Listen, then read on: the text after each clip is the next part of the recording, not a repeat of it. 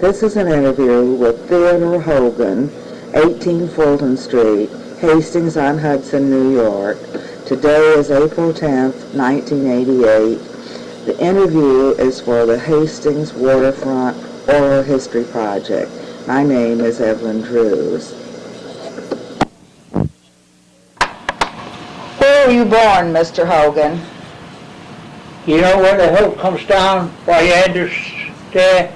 Across the way was big Fraser estate there. You know where that peninsula is there?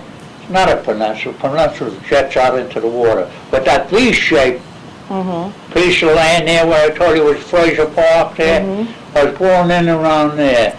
Right. 1905. Right.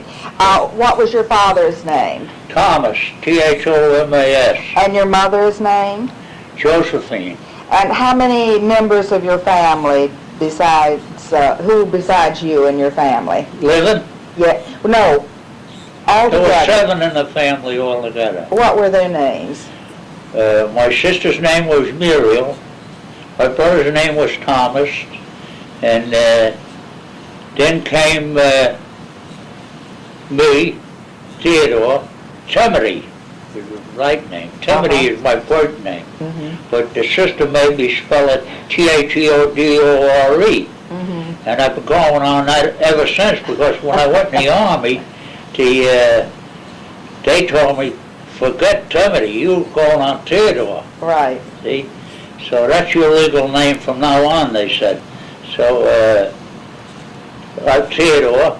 Then came Coleman, Colmean, and then came Richard, you count them? Richard.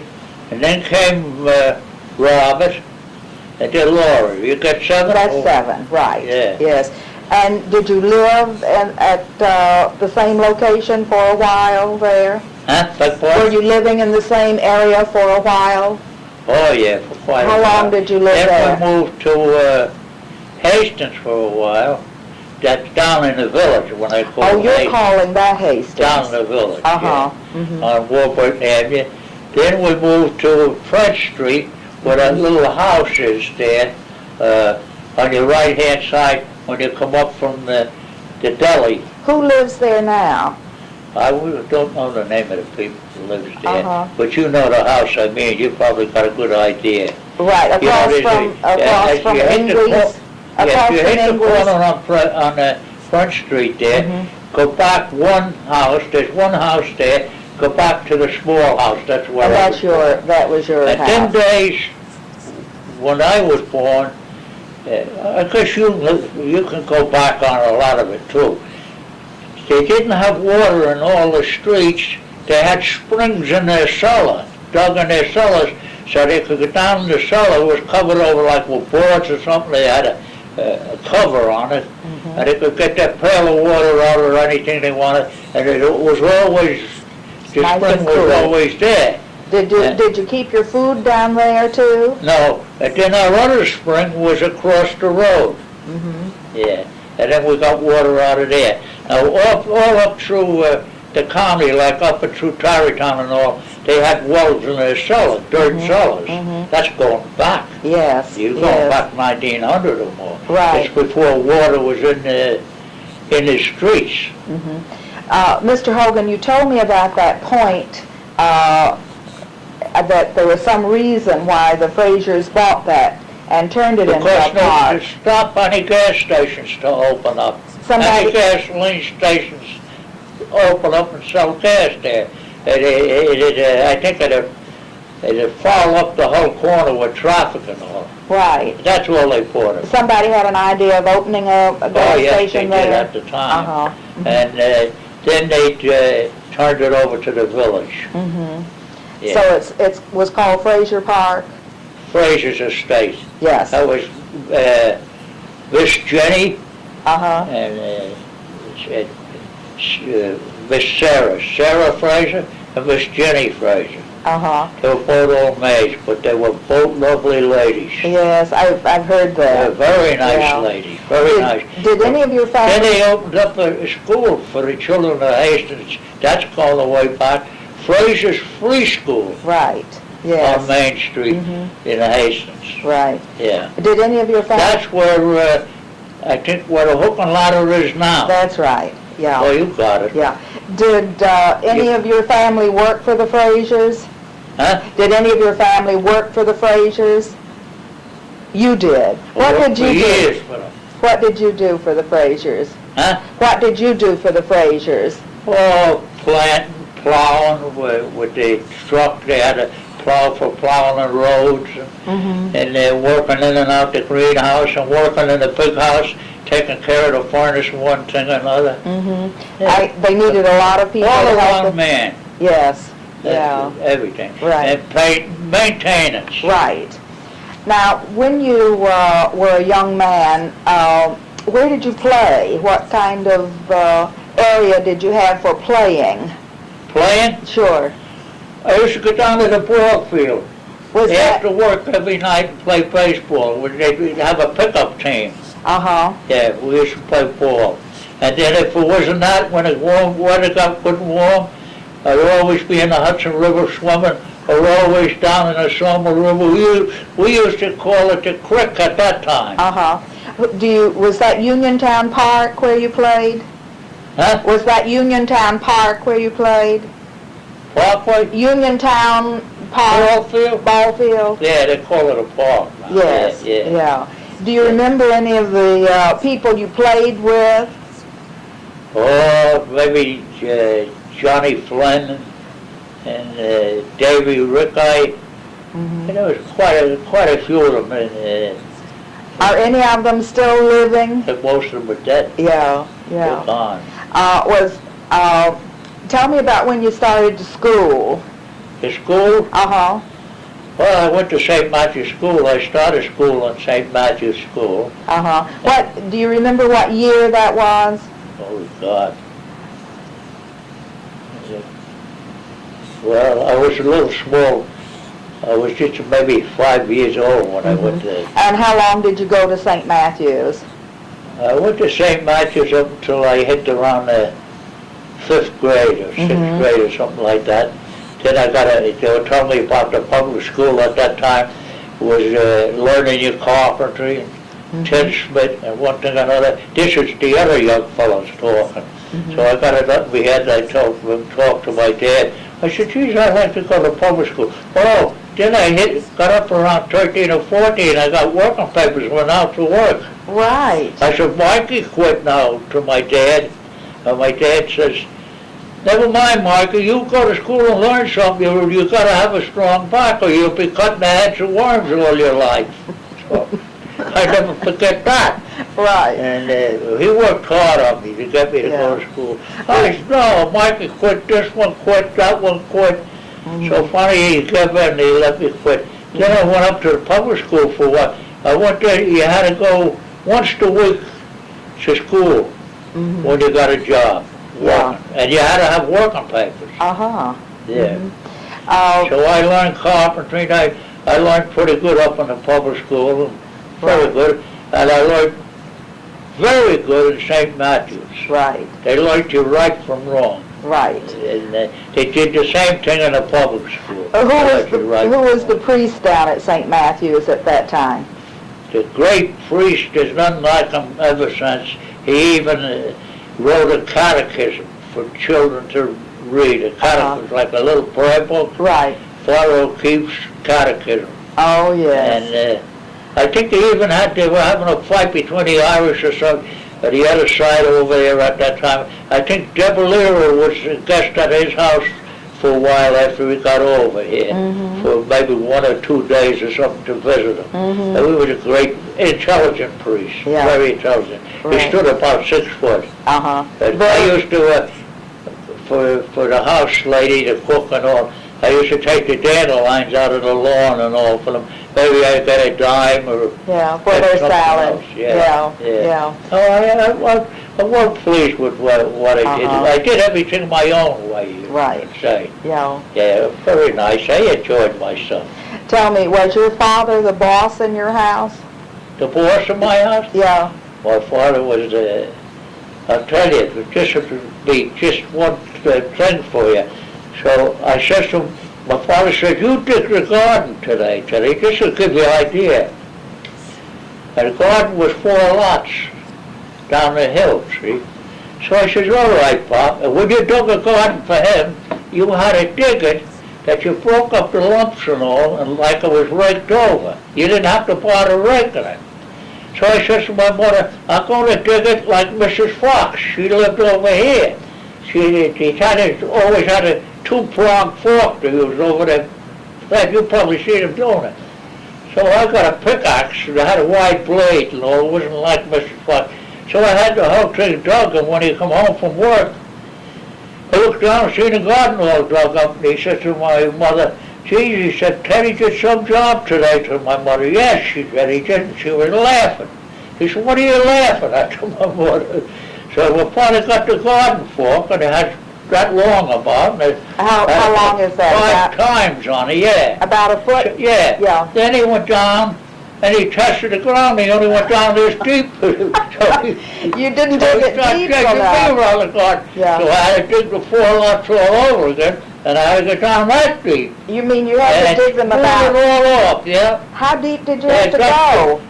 Huh? How deep did you have to dig? I had At to dig least down about that deep. almost a foot. Yeah, almost a Oh, foot. dear. So then I had all the lumps, I had to smooth them off and all. You didn't have to rake it, and that's the way he wanted it dug. And when you worked for any old-time gardeners that had the greenhouses and all, that's the way they wanted their place dug too. Dug deeply. Yeah. So he Right. was the boss. My Yes, father was the yeah. boss. Well, your father was the police chief at one time. Yes, he was. Yeah. How long was he? Quite a number of years. What years were Oh, I they, can't do give you you know? that year, you know. You probably could get that in the police Yes, station. I'm sure I Yeah. could. Yes. How did he get to work? To work? Uh-huh. Well, sometimes he'd walk down and get a ride or something like that, and then, or he'd walk over the hill and down to work. But he didn't, nobody picked him up? Nobody. No cars? No cars, no. Yeah. No. Well, how did they patrol the streets? Well, they did a lot at that time. They did it. They had boxes on the poles, Mm-hmm. and people would look out the window and they say, Officer Hogan passed here today, or Officer Murray passed here. What time? Did he pass 8 o'clock at night or 9 o'clock at night? And if snow would be on the ground, you'd have to, even before the sidewalks were plowed, you had to make your rounds. Mm-hmm. You were timed. Yeah. Was there a jail at that time? Yes, there was a jail. Yeah. Yeah. Did many people get put in jail during those days? Well, once in a while I got somebody who was disorderly or Yeah. causing a rumpus and Yeah. put them in jail. Yeah. Yeah.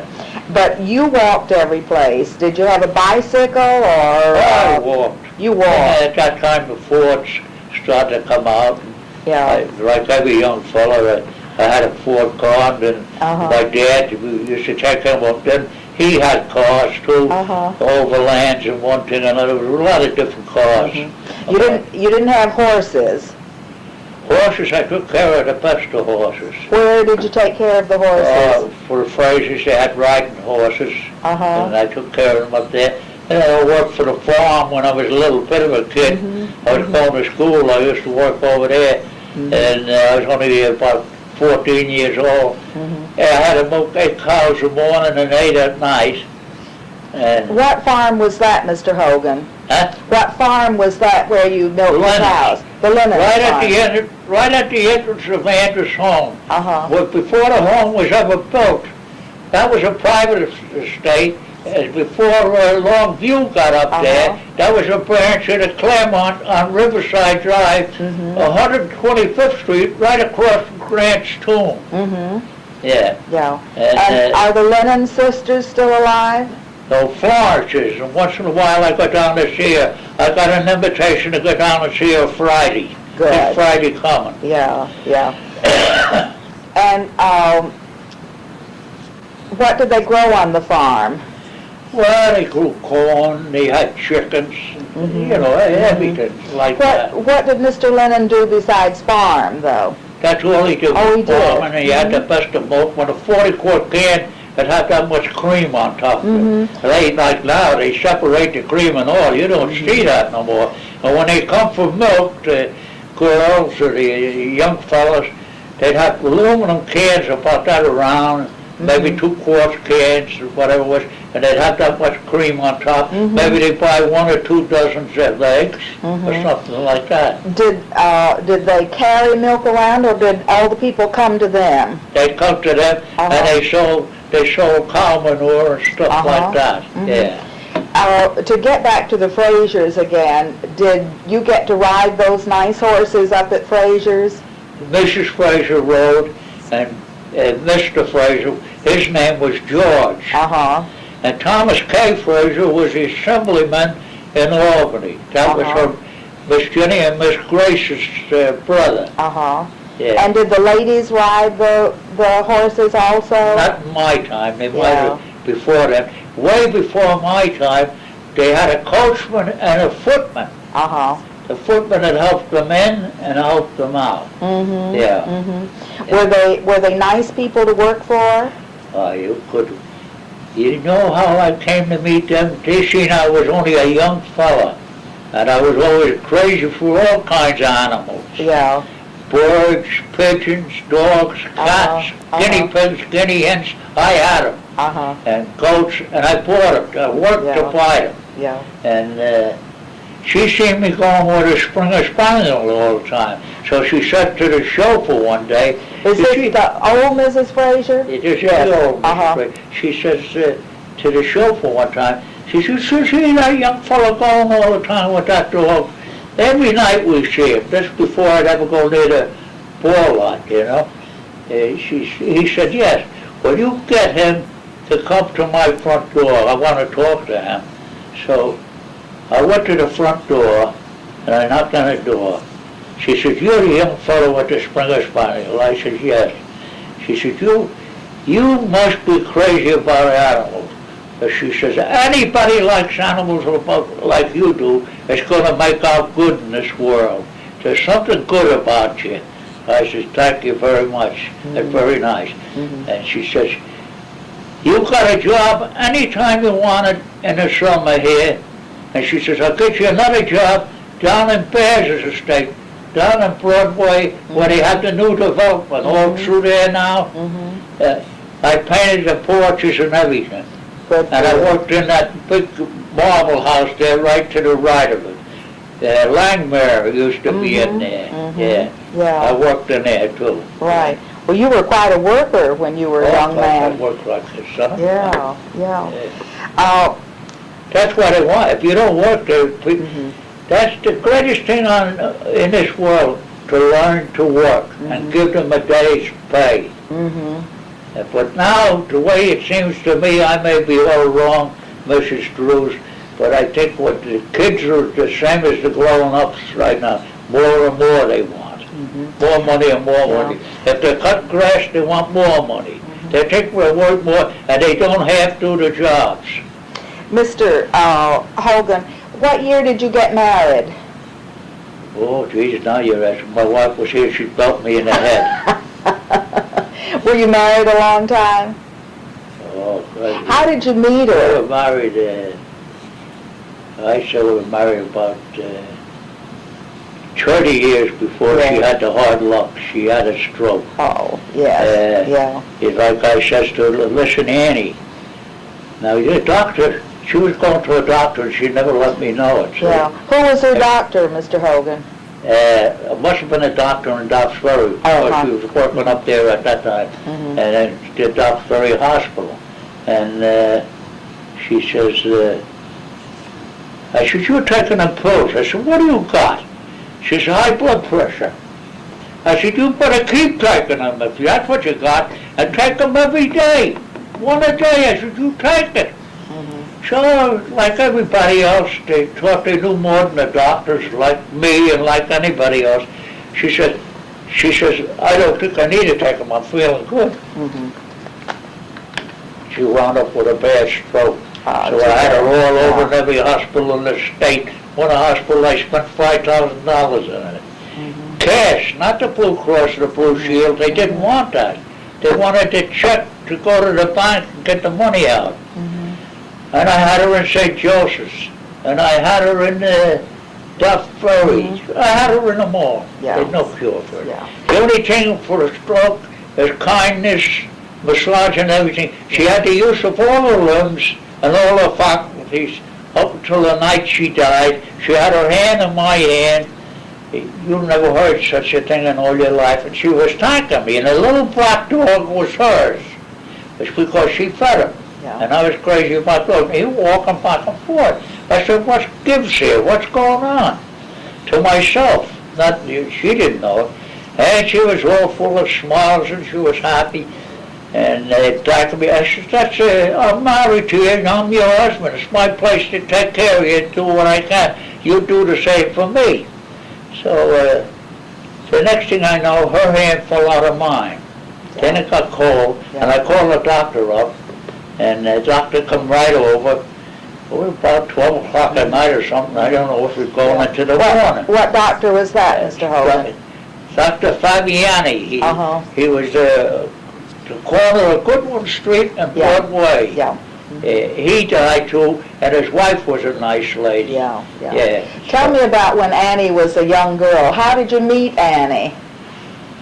I met her because she was a working out girl. It took me a long time. Mm-hmm. I used to watch her going to church and all. I had my eye on her. And I said, Jesus, someday I'll get my nerve up and I'll ask her if she'd like to go out with me. So then one day I got my nerve up and I asked her, and she said, oh, well, all right, Teddy. She said, I'll go out with you. Was she a pretty Irish girl? Oh, yeah, she was very nice. Yeah. And her sister was May. Mm-hmm. She went home and she married an Irish fellow over there. In Ireland. Mm-hmm. Yeah. Right. But what I was going to tell you, what the doctor said when he came that night, he got on his hands and knees and he said the rosary. And he says, Teddy. I said, what, Doc? Nobody is hearing what I'm going to tell you. But every man needs medals pinned on him. You do. Yeah. You're a credit for what you did for your wife. She had the use of both limbs and her arms. Yeah. There wasn't bent, crooked, or any paralyzed or anything else. Mm-hmm. I had the bed well fixed and everything done. In the summertime, I had an air conditioner going through the bed and the hot water and all. Yeah. And I got that up there somewhere. And I got the best Cadillac of wheelchairs for her. Yeah. I had everything. But NG, no cure. Yeah, right. No cure for a stroke. Listen, Mr. Hogan, tell me about when you went to work at Anaconda. Anaconda, I worked for Ed Pierce, was the pipe fitter boss. Mm-hmm. I worked for him. First I went in there as a helper, but next year I went in there. I said, I'm not going in if you don't hire me as a pipe fitter, because when I was in there as an apprentice, I was doing pipe fitting work on my own. Mm-hmm. So they took me in as a pipe fitter. How much did you make for pipe fitting? Oh, them days you didn't make much. It's like working when I worked up in a Chevrolet when I was a kid. Yeah. Or no idea. You can't remember I'd say how much. At the most maybe you got $25 a week. Mm-hmm. And your wife was working at the same time? No, I wasn't married. You weren't married then? I wasn't married. Yeah. Late. I didn't get married till I was 36 years old. Yeah. They were all after me in the house. My sister was after me. When are you going to get married? When are you going? That's all I appeared. Pushing you a little. So I was doing all right as it was. I was swimming in all the pools and yachts. Yeah. Tell me, when you worked at Anaconda, was it a big operation then? Were a lot of people working there? Turning out cable and everything, and insulating cable and everything. And they had a fine wire there, turning out fine wire. I worked in the fine wire department for a while too. Yeah. It was all right. I made all right job down there. Did they have complaints? Did they have a union when you worked there? No union yet. No such thing as union. Yeah. It was late years the union started. That's what washed up the Anaconda, the union stuff washed it up. They started hollering for more and more. Next thing they wanted the bank books. They wanted what you were making. Yeah. When you worked at Anaconda, was Zinsser still in business? And Zinsser was in business. And what else was? What other industries were there on the waterfront when you were there? The waterfront was the Thompson Beaver's coal yard. and his engineering company, and you had the Anaconda, and that's all. Yeah, that was all. Yeah. When did you move to Fulton Street? Huh? When did you move to Fulton Street? The Fulton Street? Yes. A horse and wagon. We lived over here on the left-hand side of Cedar Street, right across from Questos. Yeah. That house there, and I moved most of the stuff up the hill with the horse and wagon. The horse's name was Danny, and it belonged to what's his name down on Rose Street. He had a milk company at that time, Mr. Fisher. He used to deliver milk, and I worked in his milk place there, the quarts of milk, putting them up. So he loaned Danny to you, so he loaned Danny to you so you could move? Yeah, the horse and wagon, and the horse was a very good horse. Yeah. Danny was the horse's name. Yeah. And how long have you lived up on Fulton Street? Fulton Street, I'd say now 35, 40 years, maybe. Yeah. Now, you lived in Uniontown quite a while. Do you know how Uniontown got its name? Well, the nearest I could come from, I was an inquisitive kid, and I was always friends with everybody. And Tom Martin was a trustee in the village, and I said to Mr. Martin, I says, how did Uniontown get the name Uniontown? He says, Teddy. The nearest I could come to it, and ever found out, was that the Union Army, you know, where the ball field is, they call it the park. They camped there while they were moving. During the Civil War or something, and then they named it the Uniontown after that. After the Union soldiers had been there? After the Union soldiers, yeah. Yeah, right. That's the nearest I could come from. Now there was some barracks down on Warburton Avenue. Do you know anything about before? Do you know anything about those barracks that were on Warburton Avenue? Them are the same ones. Yeah, tell me about them. Well, all I can tell you is what we were talking about before. They were set up on the hill and all I ever seen was they get section gangs out of here to work on the railroad, to maintain the railroad, to put the gravel and stuff that they put along in the ties and one thing or another, while heavy traffic was going back and forth during the war. And you didn't see any soldiers down there? I didn't see no soldiers. Well, we have a picture of a mess hall. Did you know anything about that? That's where they ate. That's where they ate after their day's work. The railroad workers. I call them railroaders. They might call them soldiers. Yeah. That's all I know. Did you ever see any soldiers in Hastings? The only soldiers I ever seen is what I told you, was they had to strike in the Anaconda. Yeah. But they were like home guards. They all they'd have the gun over their shoulder, they'd have the bayonet in it, you know. They were looking for a raise that time. You told me you saw some tanks in Hastings. Tanks. Huh? You said during the First World War there were some tanks in Hastings down at Reynolds Field. Field. Liberty bonds. Tell me about that. Well, they had to drive on, and they had these soldiers canvassing come along that was for that, and they were displaying the tanks, what they could do and all. And they went across the field, and they went up a little hill, and they went up too steep and all, he just tipped over. But he got out safe and all, thank God for that, he didn't get hurt. So he really was just selling bonds. But the tanks today are much better. Way better. Yeah. So. Okay. Thank you, Mr. Hogan. Yeah.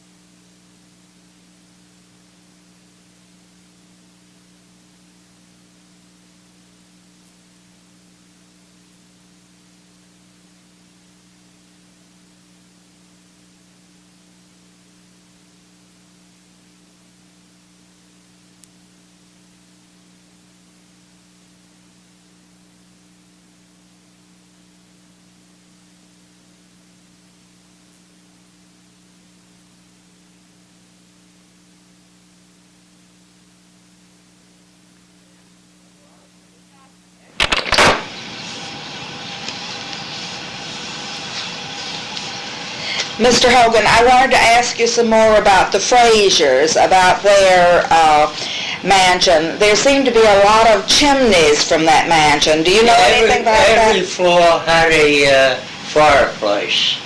And the one that built the house and put the flues in there knew how to get the drafts. They did a good job because they run one line over to another chimney. It wasn't up to each chimney. That's how they got over the chimney. Every floor had a fireplace. Servants' quarters was separate. That was hot water heat. No fireplaces in that? No. No. Do you know anything about the two cottages, the Fraser cottages on that estate? One on High Street here, as you go up High Street.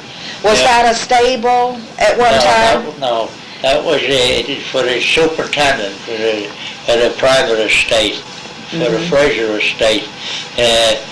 He was also a gardener. And there were two cottages on Broadway? No, there was two. One cottage belonged for the chauffeur, and the other cottage on the other side belonged to Longview. But when Longview gave up there and sold the place to Andrews for to put up that their the nurses? No, the convalescent home there. He come over to work for Fraser's. Dave Hollahan. Yeah. I thought that cottage belonged to Mr. Fraser, to Colonel Fraser. Not that one. No, the two of them are together there. They look as though they do. But they didn't know that the man that's got it now is putting an addition on it. Yes, I see. He bought it. And but only the second one. The second one going north belonged to Fraser. A young fellow bought that. And Ray Cotts. Yeah, he lives there. Yeah. He worked for Fraser. He worked for Fraser at one time. At one time. Yeah. Yeah. Is there anything that you remember about life on the Fraser estate? How big was it? Oh, I'd say that was easy. I would say about 100 acres. It went from Broadway to High Street. And down High Street. Yeah. And all the way over to Hudson Street. You like Hudson Street? Yeah. Over the back is Hudson Street. What's that street that comes in by where instead of coming up this hill, you come up the other hill? Warren. No. No. Well, you're way in the back. Okay. That's on top of the hill. I'm down this side. Okay. Were there any other buildings besides the buildings that we've talked about? Oh, well, it was the cow barn, and they used to keep saddle horses there. I used to take care of the saddle horses. And you took care of the horses? The saddle horses, yeah. And general work, maintenance, anything they wanted done. Painting or plumbing or gardening or anything. Yeah.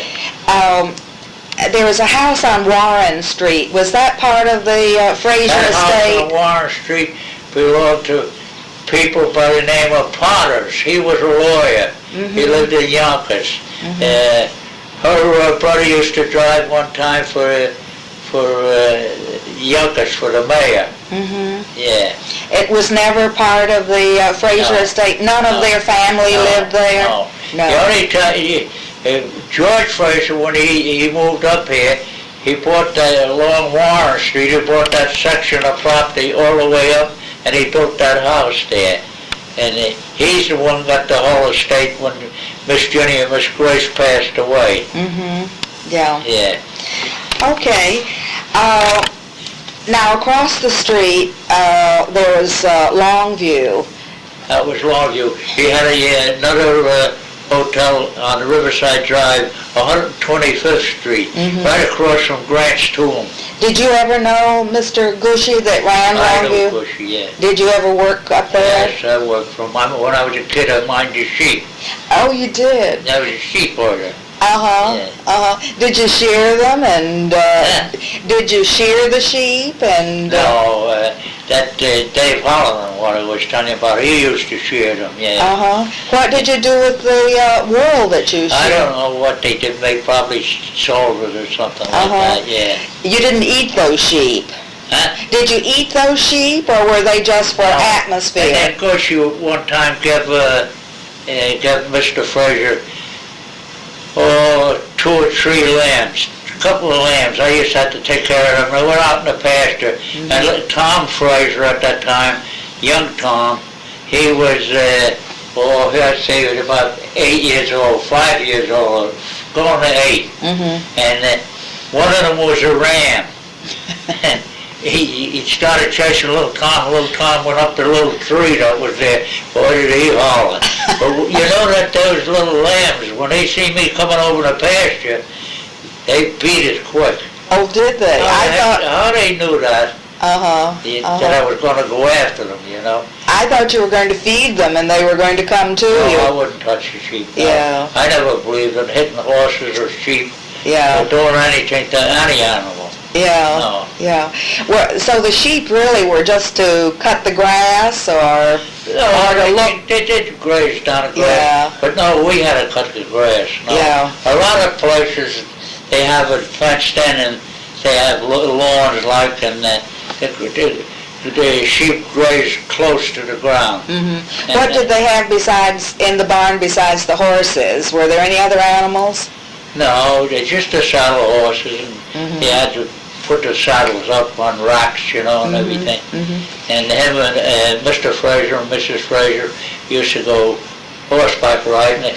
They go, you think I was right in the Fraser place now. They got down the road, come down the high street, cut down over the Pulver property there, down over the hill, and over they had what do you call it, along the Summer River Parkway going north and south. A bridle path? Bridle path. Were there any other couples that they rode with? Any friends that they rode Well, with? he used to bring up friends. He had, one time he had 3 horses. He used to bring them up. Mrs. Fraser had a great jumper. It was a well-known horse, Bear was. And like everything else. Yeah. Sounds like an idyllic kind of life up on the... Mrs. Fraser? Sounds like a great life up there. Oh, they had a great life. Yeah. Both Mr. Fraser and Mrs. Fraser were very nice people, and Mr. Fraser was nice, very nice. It was very nice to work there. Yeah. You told me that Mrs. Fraser is buried in New York someplace. Where did you say she was Miss buried? Jenny and Miss Grace. Are both buried where? Mr. Fraser, I think, got cremated. See, and Mrs. Fraser, she died, or she's still away. I couldn't tell you, but she was up in up the line there, up in Croton. But you were telling me... Convalescent home. Yes. That's young Mrs. Fraser. But you were telling me about the older Mrs. Fraser. Miss Jenny and Miss Grace, they were old maids. And Thomas K. Fraser was their brother, was an assemblyman in Albany at one time. Yeah. But their mother, were you going to tell me about their mother? Miss Jenny and Miss Grace? No, Miss Jenny and Miss Grace, I was too young to see their mother. You didn't hear any stories? I never seen Thomas K. I'd seen pictures of him. But I seen George Fraser's father and all, and his mother.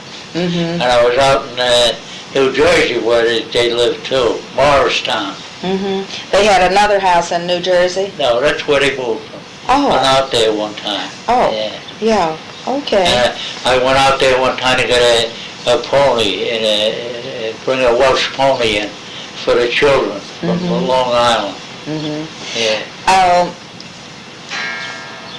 at Longview, there were twisted stones that said LV. I'll tell you where that came from. Right. I told them about that. Mm-hmm. It came from the quarry.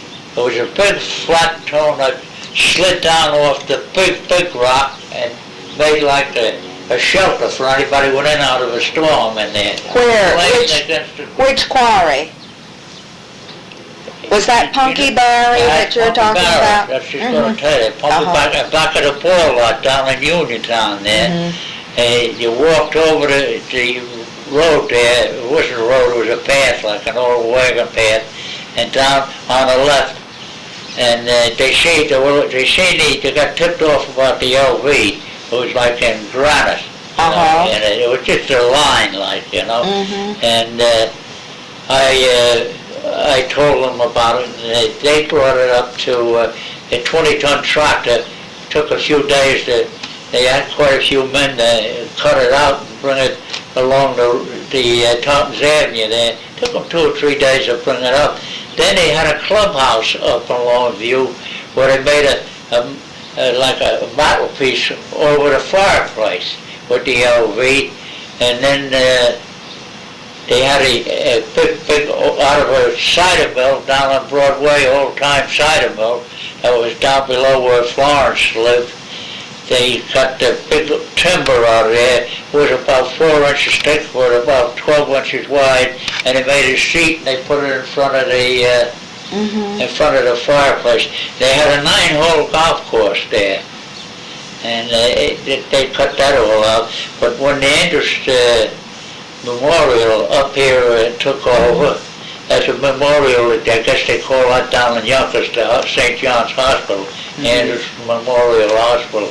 But when they took over up there, I told them about the stone, the LV, you know. So these are, if they didn't get the LV, and I think we moved it on a stone boat. That's a piece of wide metal by about 6 or 8 foot long, and towed it up, and it's on the side of the bank up near the building. You can the still... LV is there, and then they got a deer up there. We put it up there, and it's on slate, and it's standing. If you look up, you ever up there? You look up, you ever see the deer? Right there. Yeah. But the LV is not obvious. You have to go look for that, don't you? As you're going back out and down the driveway, it's right around the corner, and it's up. About 10 feet from the curb.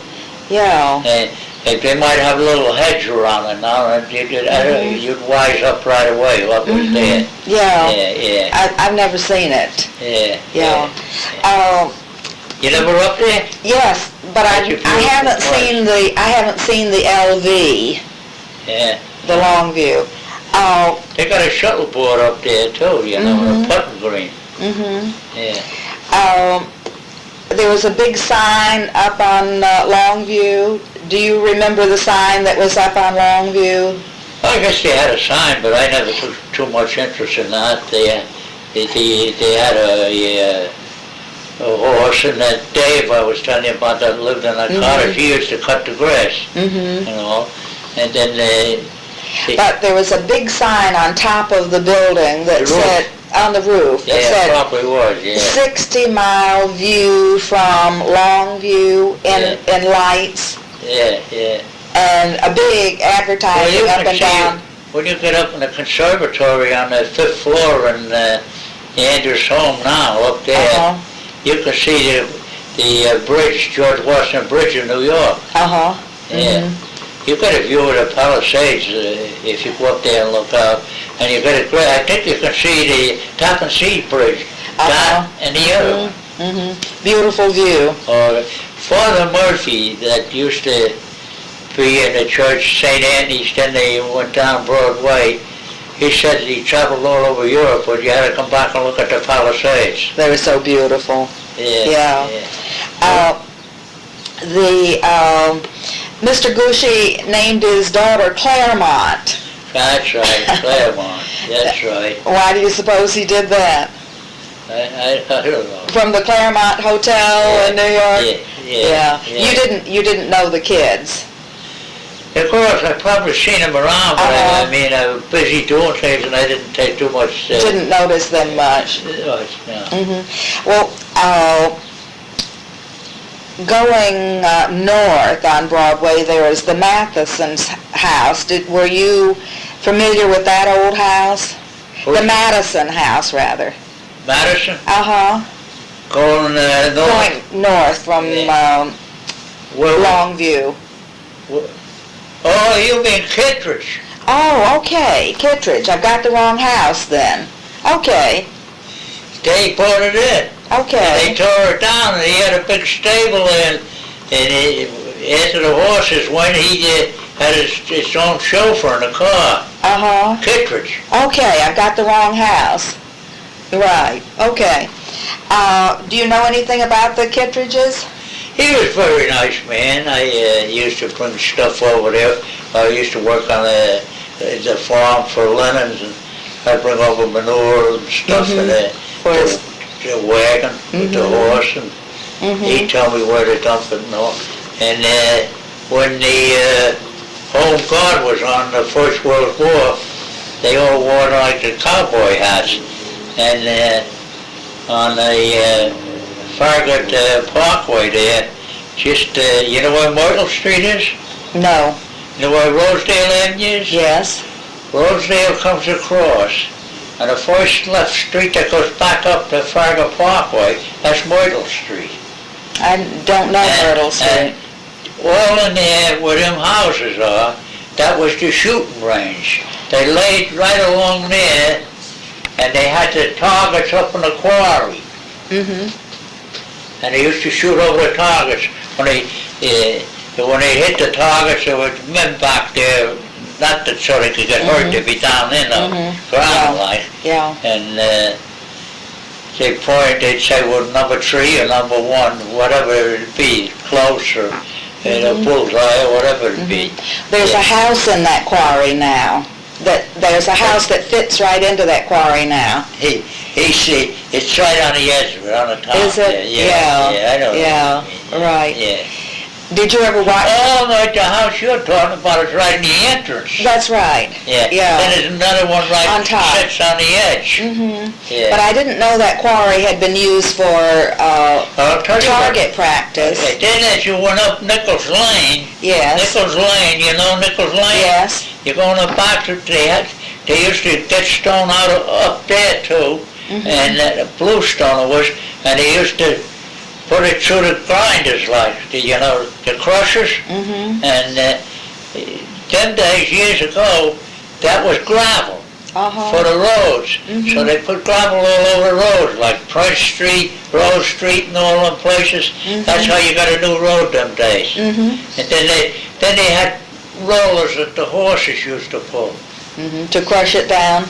To push it down. To push it down. Yeah. Make it smoother. Yeah. Yeah.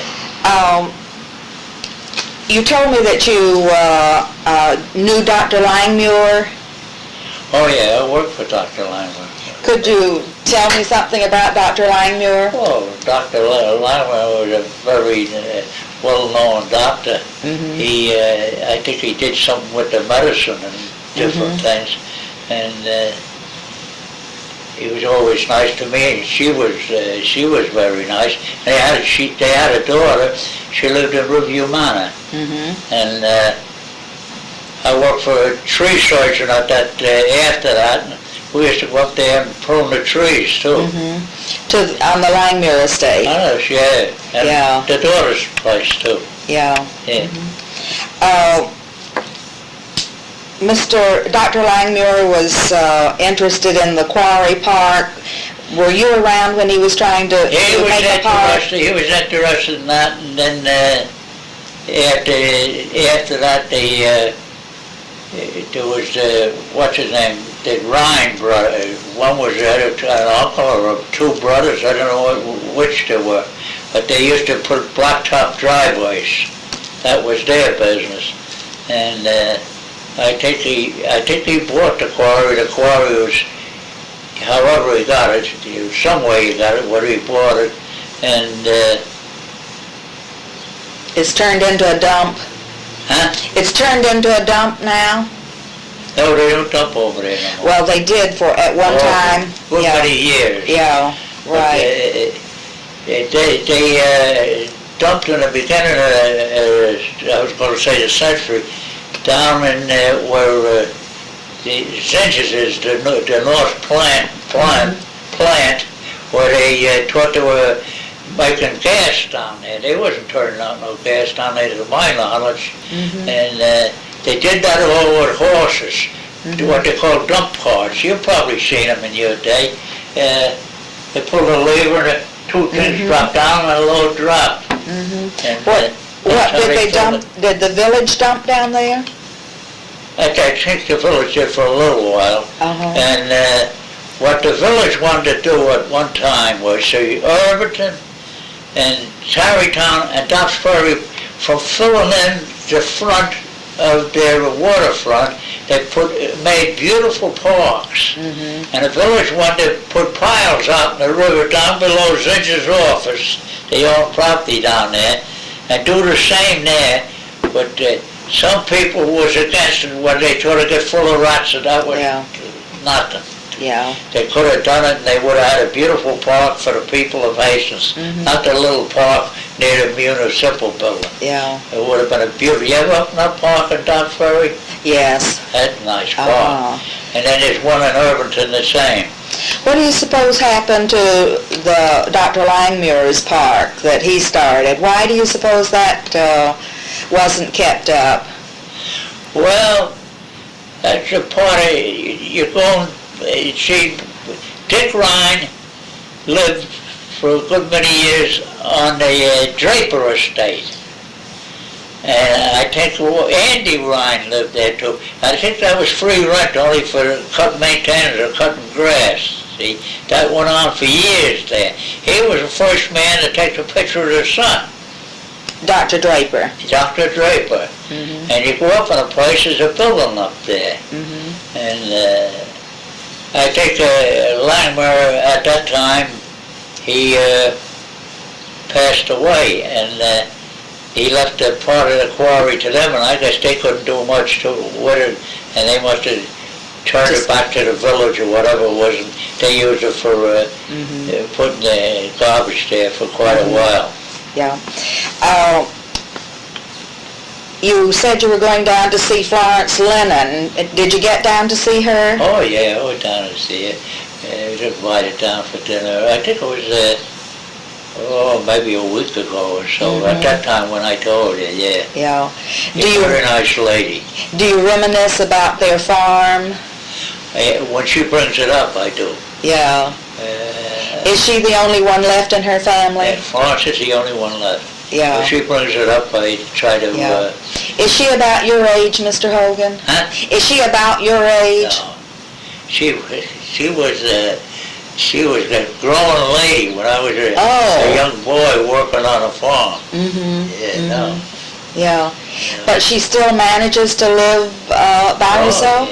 She has a lady comes every day, and she next door is another house. And that day they brought the father brought the baby in so I could see it, and he came in and said hello, and the little girl, cute, and no, she still enjoys her property, and she has a man cut the grass, and she has flowers, and she goes out, and she tell you all about the farm and about her father and her mother, and when she starts that, I just talk with her, because I remember a lot of it too. Yeah. Did you ever get over to the Scheidecker farm? Scheidecker's was in the White House on Tompkins Avenue over there. The house is still standing. That was one time, if you knew Mr. Fisher, for lawn contractor, did you know them? Well, that was his son that run that, but Mr. Fisher was the one that started, the father. And one time he had I worked for him down there on Rose Street, he had a 5,000 egg incubator. And all the little chicks that come out, and the ones that didn't come out, you had a garbage can, it sort of in, the shells and everything else. And he had cows over there on a farm too, and I worked with him on his milk route. He had a milk route in Hastings too. Yeah. Did he, was it a horse and wagon? That was horse and wagons. You were talking about over there in Scheideckers. That was Lee's. Andy Lee was the son and the father and them. They had a store on Warburton Avenue in Hastings. They sold vegetables and stuff. That was like a truck farm, Where was that store in Hastings? Do you know where the firehouse is? Did you know Mr. Small the jewelry store? There, used to be a big porch along there. Yeah. And he sold vegetables, and did he sell eggs? Years ago. From the farm? Yeah. And you were talking about the Christie estate. It run all the way down. The wall is still there. It comes all the way down. And then they sold part of that property, them houses there, and that's how them precious stores got built there. Yeah. Yeah. Did you know the Christies at all? Mr. Christie, I knew him. And the gardener I knew was Mr. Craig. There was a house, you know where they park all the cars? Yes. That was a beautiful garden, and a brook runs through it. And up on the hill where they got the big brick building there now was the mansion up there. And once the trolley car used to run up Main Street and around the corner, up over the hill, and over to Uniontown, and it passed the deli there, where they got the deli now, and down the road a bit.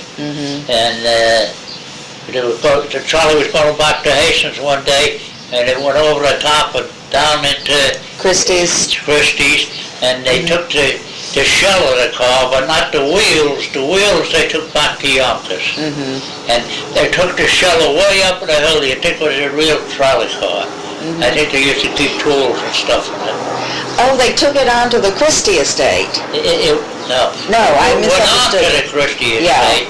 In order to move the big top of it, like the body of the car, in order not to, they didn't move the body away over on the hill, right next to the mansion, and that's where they kept a lot of their tools and stuff for working around the place in there. Yeah. And the wheels and stuff they took back to Yonkers.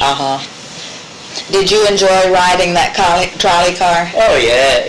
One time they had the idea that the Nepperhan trolley car used to come all the way up to the end, and they were going to run it right through Curry's garden, and right up over the park where they connect with the Uniontown trolley car. But Curry wouldn't let them run unless they paved both sides of the road.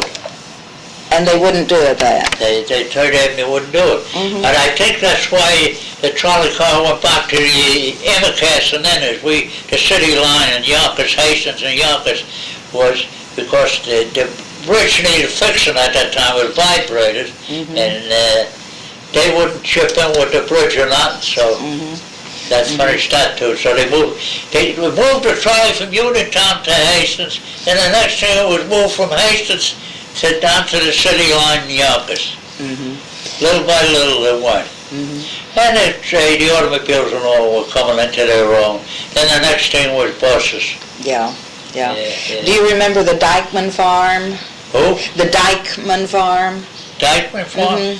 Well, all they had was just a big garden over there. Oh, right. That's all. Yeah. So there's a lot of different families were in there after the Dykemans went.